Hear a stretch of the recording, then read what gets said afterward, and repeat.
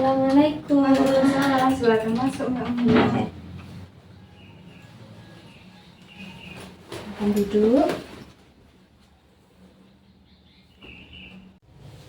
Selamat datang Mbak Umi. Gimana kabarnya hari ini? Kurang baik sih Kak. Ya nggak apa-apa ya Mbak Umi. Di sini saya siap mendengarkan apapun itu cerita Mbak Umi, dan Mbak Umi bisa meluapkan apapun yang dirasakan Mbak Umi hari ini. Mungkin bisa Mbak Umi mulai menceritakan. Sebelumnya makasih ya Kak. Aku tuh sebelumnya udah lama banget pengen cerita, tapi nggak tahu gitu harus mulai dari mana. Jadi tuh Kak, aku tuh sebelumnya udah deket sama orang itu tuh udah lumayan lama. Ya adalah hampir setahunan gitu.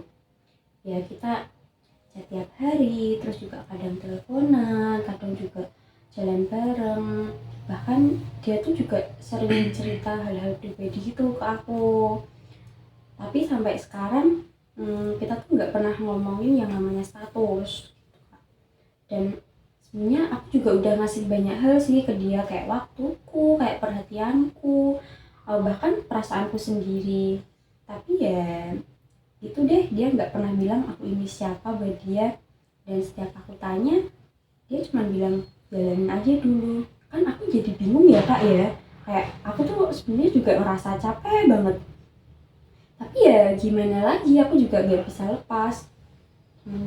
Aku tuh jadi ngerasa kayak ada di tengah-tengah gitu, mundur gak bisa, mau maju juga gak bisa.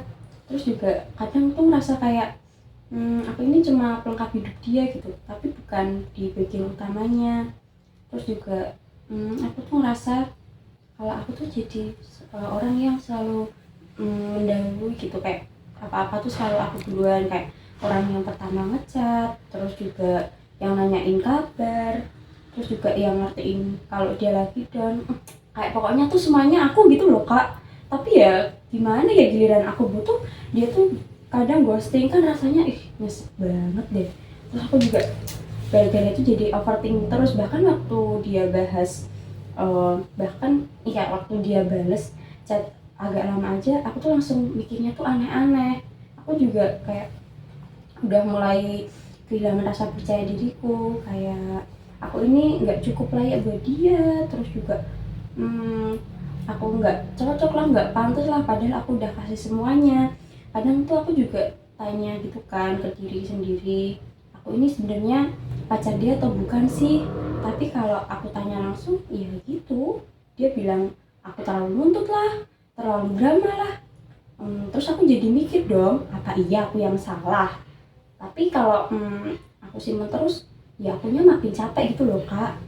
Kan dari situ aku tuh jadi mulai susah tidur, terus juga kadang makanku jadi nggak teratur, dan juga semangat kuliah aku tuh juga jadi menurun gitu. Terus aku juga ngerasa hidupku ya cuma muter-muter di dia aja. Aku nggak bisa fokus sama diri sendiri. Bahkan hal-hal kecil yang dulu aku sukai, kayak nulis jurnal, baca buku, atau nonton film, itu tuh jadi nggak aku lakuin lagi gara-gara dia.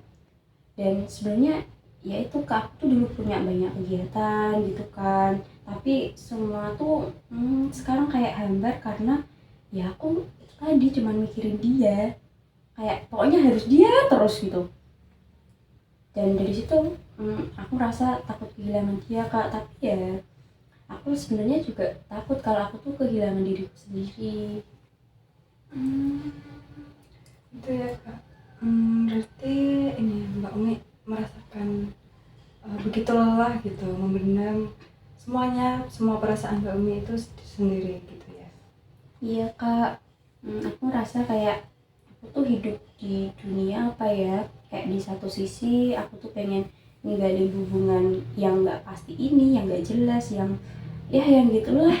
Tapi ya di sisi lain aku tuh takut banget kalau kehilangan dia, kayak dia tuh udah jadi bagian dari hari-hariku gitu. Tapi di sisi lain tuh aku juga sadar yang aku perjuangin ini tuh kayaknya cuman aku sendiri gitu, kayak ya udah aku doang yang berjuang, dia kayak nggak ngapa-ngapain. dan dia juga nggak pernah nunjukin tuh kalau dia juga berjuang buat aku. Terus kayak aku tuh ngerasa apa ya kak, aku tuh ngerasa main perannya tuh hanya hubungan sepihak gitu, cuman aku doang, dia ya udahlah gitu. Dan aku juga yang mikirin dia terus, tapi kayaknya dia sih nggak mikirin aku ya. Dulu aku juga selalu percaya sama hubungan itu soal timbal balik, tapi sekarang aku jadi ngerasa kayak aku nih orang yang berjuang sendirian, dan yang paling nyakitin ya aku yang tetap harus bertahan di sini gitu. Jadi Mbak Umi ini ngerasa terjebak ya dalam hubungan tanpa kejelasan atau tanpa status ini, yang membuat Mbak Umi itu merasa kehilangan kendali dari hidup Mbak Umi. Iya kak, bener banget. Nah, aku kayak merasa hilang arah gitu sih. Padahal dulu tuh aku punya cita-cita, kayak punya target. Tapi sekarang tuh jadi kayak gimana ya kayak jadi kayak burem gitu lah, jadi abu-abu. Karena mungkin aku terlalu fokus sama dia kali ya. Jadi aku lupa sama diriku sendiri. Dan aku juga sadar sebenarnya itu tuh nggak sehat gitu. Tapi ya namanya udah terjebak ya mbak ya, jadi tuh aku susah keluar. Dan aku juga selalu mikir kan kayak kalau aku pergi nih dia bakal gimana gitu. Tapi aku juga mulai mikir kalau aku terusin ya kayaknya aku yang bakalan hancur deh, nggak tahu deh, itulah pokoknya. Berarti ini Mbak Umi itu sedang mengalami ya perasaan dilema emosional, yang mana antara mau bertahan ataupun mau melepaskan, seperti itu ya? Ya bisa dibilang gitu sih, tapi ya nggak tahu, kayak ya aku rasanya sih aku kayak berdiri di tepi jurang gitu ya kak ya. Kalau misalnya aku loncat ya aku jatuh gitu, tapi ya kalau aku diem di sini sama aja kayak aku terus diliputi kayak rasa takut kayak gitu gitulah. Dan aku tuh sebenarnya juga sering nangis sendiri, bahkan waktu ketemu teman-teman tuh aku nggak bisa cerita jujur. Aku cuma bilang kalau aku lagi capek kuliah, padahal sebenarnya aku capek karena nemuin seseorang yang bahkan nggak bisa bilang aku ini siapa buat dia. Kayak ya HTS lah ya, itulah kalah ya lah. Kalau boleh tahu Mbak Umi, apa sih yang biasanya terjadi ketika Mbak Umi itu mencoba membahas perasaan Mbak Umi itu ke ke seseorang yang Mbak Umi selama ini harapkan?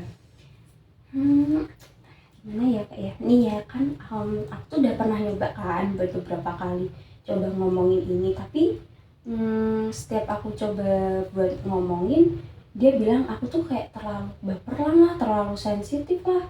Dia juga bilang aku tuh harusnya lebih santai, terus juga nggak usah mikir yang berat-berat. Dia tuh juga kayaknya tuh pernah bilang kalau aku tuh suka sama kamu, tapi ya aku belum siap buat pacaran. Jadi tuh aku kayak bingung, kayak hah gitu kan kak, kayak kalau suka ya kenapa nggak bisa kasih kepastian gitu. Tapi aku juga jadi ngerasa bersalah sih tiap kali aku bahas-bahas tentang ini, seolah-olah aku tuh kayak maksa dia. Dan aku juga jadi takut gitu buat ngomongin lagi. Jadi ya udah deh, akhir-akhir ini aku pendam semuanya sendiri dan pura-pura ngerasa nggak apa-apa gitu. Baik, Mbak Umi ini sangat kuat ya bisa bertahan sampai tahap sejauh ini, dan juga meskipun tidak ada kepastian gitu dari seseorang yang Mbak Umi harapkan. Seperti itu. Ya, terima kasih ya kak. Aku tuh bahkan awalnya nggak sadar kalau itu tuh bentuk kekuatan gitu kan. Aku kayak selalu merasa aku tuh lemah, dan karena aku lemahnya itu karena nggak bisa lepas dari dia. Tapi ya sekarang kayaknya aku mulai ngerti deh, mungkin justru karena aku terlalu sayang sama diri sendiri juga, makanya aku mulai mikir buat keluar dari ini semua. Dan aku nggak pengen hidupku tuh terusan kayak gini. Tapi gimana ya kak? Seperti itu. Berarti artinya Mbak Umi sudah mulai sadar bahwa Mbak Umi itu bertahan di hubungan yang tidak jelas atau dianggap ambigu ini tuh justru menggerus diri Mbak Umi itu secara perlahan. Iya kak, aku kayaknya juga mulai sadar sih ya, meskipun aku sayang dia, tapi kayaknya aku juga harus sayang sama diri sendiri deh. Aku juga nggak bisa kan kayak terus-terusan ngorbanin perasaanku, ngorbanin waktuku dan energiku buat hubungan yang nggak jelas arahnya gitu. Kayak aku juga pengen bahagia gitu kak, tapi ya aku sadar kayaknya mungkin ya kak ya, mungkin bahagia aku itu juga bisa aja nggak sama dia sih. Kalau boleh tahu nih Mbak Umi, kalau semisal Mbak Umi ini bisa memilih suatu kondisi, nah kondisi seperti apa, kondisi yang ideal seperti apa yang uh, Mbak Umi inginkan untuk sebuah hubungan yang akan Mbak Umi jalani nanti? Kalau yang ideal ya kak ya, aku tuh pengen punya hubungan kayak orang-orang gitu, kayak yang sehat, terus saling dukung, dan yang pasti sih hubungan yang jelas ya. Karena aku pengen tahu aku ini siapa buat dia. Terus aku juga pengen bisa cerita tanpa takut dibilang drama lah atau dibilang manja dan sebagainya lah. Terus juga aku tuh pengen dicintai tanpa harus terus-menerus membuktikan bahwa aku ini layak juga dicintai gitu. Dan aku juga pengen merasa tenang dan bukan terus-terusan mencemaskan hal seperti ini. Baik, berarti ini kita bisa mulai dari membangun kembali rutinitas sehat yang akan membuat Mbak Umi itu merasa lebih berharga, seperti itu ya. Iya kak, kalau bisa sih aku mau ya kak. Aku pengen kayak coba bangun pagi gitu, bangun pagi lagi, terus lanjutin journaling atau nulis diary, terus juga mulai baca buku lagi atau juga nonton film yang aku suka.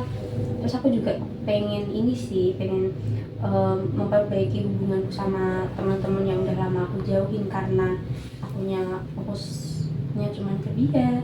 Terus aku juga tapi aku gimana ya kak ya, aku tuh nggak aku tahu sih kalau aku tuh nggak bakal langsung sembuh, tapi ya aku pengen pelan-pelan bisa buat keluar dari itu.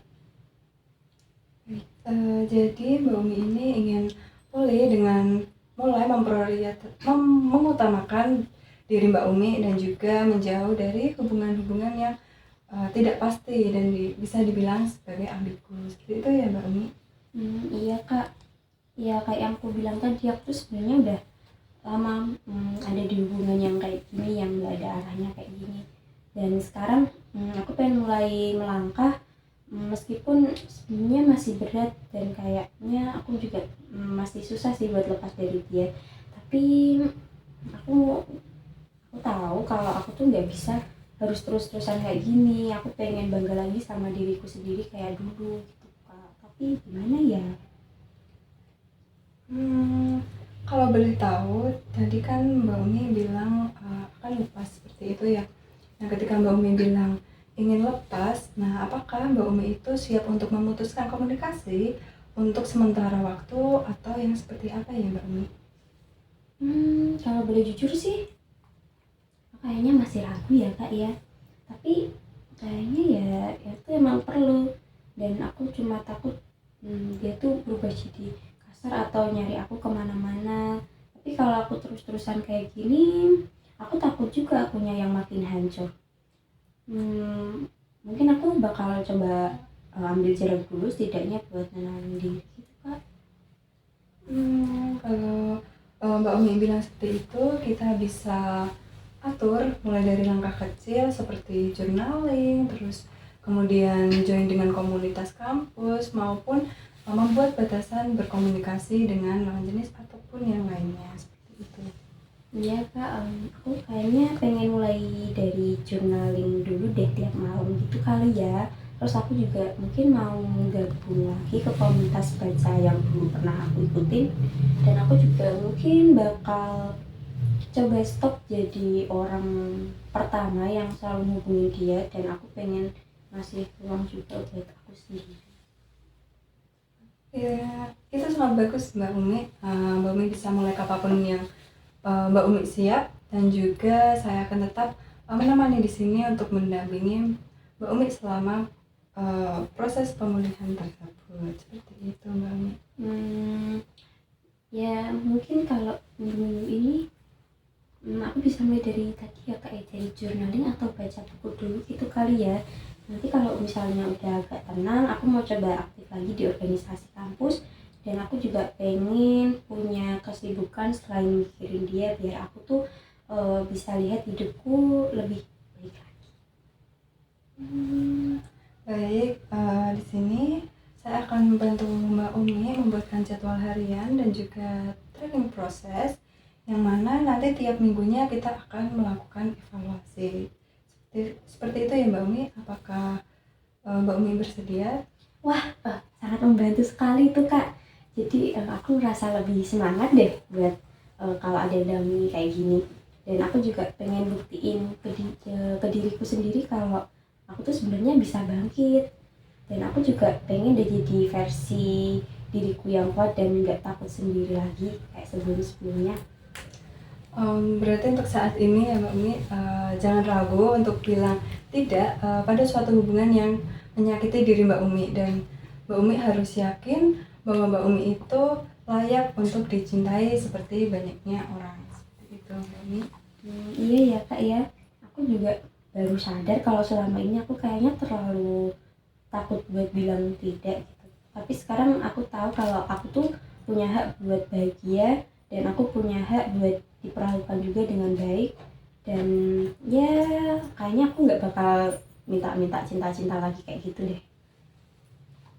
Oke, Mbak Umi, saya juga ada informasi sedikit bahwa di kampus itu juga ada layanan konseling psikologis yang gratis, dan saya juga bisa membantu Mbak Umi untuk mendaftarkannya. Apakah Mbak Umi juga bersedia untuk melakukan sesi pemeriksaan psikologis seperti itu? Wah kayaknya sih menarik sekali ya kak ya, dan kayaknya aku juga mau banget deh buat coba kesana. Kayak aku ngerasa mungkin ini adalah salah satu langkah yang tepat buat aku. Tapi ya gimana kak, tapi sebenarnya nih aku tuh masih takut dan gugup gitu loh kalau kalau aku tuh nggak bisa lepas. Tapi kalau misalnya kakak mau bantu temenin, ya pasti aku akan lebih tenang dan senang sih. Kayak aku pengen ngobrol sama ahlinya juga biar aku tuh bisa makin ngerti diriku sendiri tuh kayak apa. Baik, selama proses pemulihan nanti tentunya ya Kak, saya akan menemani Mbak Umi selama proses pemulihan, dan juga terima kasih kepada Mbak Umi sudah mau terbuka, sudah mau banyak bercerita hari ini, dan minggu depan kita akan lanjutkan lagi untuk sesi yang berikutnya. Ya terima kasih banyak ya kak, hari ini aku kayak ngerasa jauh lebih lega dan jauh lebih baik. Kayak cuma beban yang aku simpen bisa aku keluarin, dan aku tahu ini mungkin baru permulaan, tapi aku siap kok buat jalanin proses ini. Dan sampai jumpa lagi minggu depan ya kak ya. Nanti aku coba jadi lebih kuat lagi deh. Oke, terima kasih juga Mbak Umi. Semoga hari-hari Mbak Umi berjalan dengan lancar. Amin. Dan juga diberikan Mbak Umi semakin kuat seperti itu. Amin. Makasih kak. Terima kasih kembali. Baik, mari saya antarkan keluar.